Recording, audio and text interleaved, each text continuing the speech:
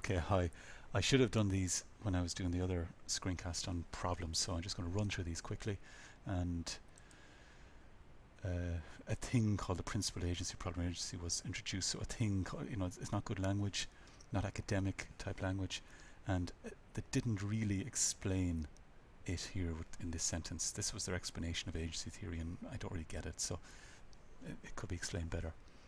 This was one paragraph, and there's a bit more. All of this taken word for word from the source, from Kaplan. Too much.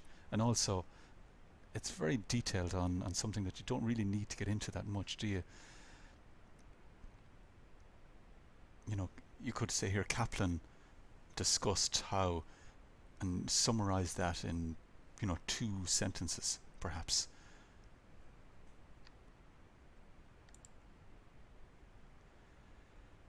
Here they had something, and US government and the Act was overwhelmingly, and there was no idea of what Act. I think they were talking about Sarbanes-Oxley. It must have been.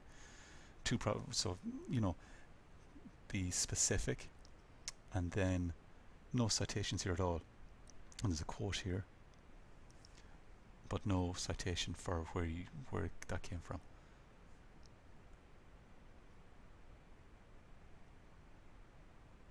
In this section, it was, I think, taken from somewhere else and cited, but they didn't get their own words. And so from 1990 to 1999, Grant Thornton, so 9 years. Is that going to cause familiarity? Is that a problem? And then you got here, Grant Thornton continues to serve as the overseas subsidiary, so it's even longer than 9 years. So familiarity and self-interest, 2 issues that could have maybe been discussed there. This was something along the lines of, I think in another area I'd looked at, someone had done huge detail on Xerox. Same problem here, whatever it was. Lots of history on R&D. We don't need that information on research and development. As I say, the only thing that's relevant about it is that research and development could be material items, so auditors would want to have done work on that.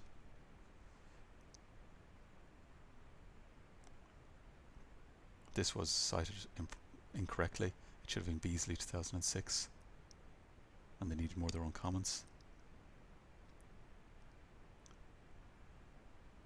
If manager can keep his nose clean, the case of fraud can be avoided. So the control environment could have been discussed here, and non-executive directors and how they act as a control on management. Some projects are going to get pages of documents like this grand jury indictment, and that could be 2 pages. Some of them are 3 or 4 pages, and it's legal information.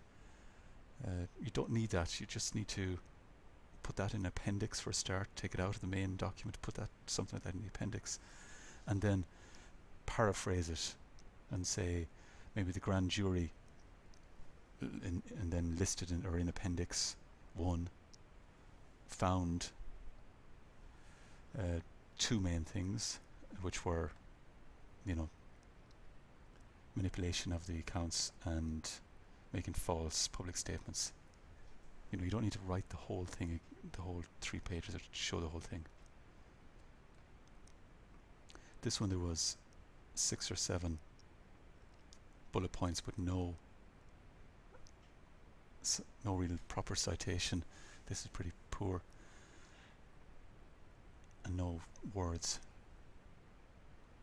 This was, and yeah, the 2 of these, this looked at problems with Enron and then moved into the auditors. Really, there should be some kind of linkage between the 2, and maybe you could have finished up the last section with something, or the next section will look at the auditors, or maybe one of the bullet points here might have been to do with problems with auditors, and you could put that bullet pointer that as the last thing and say, and then this will be discussed further in the next section.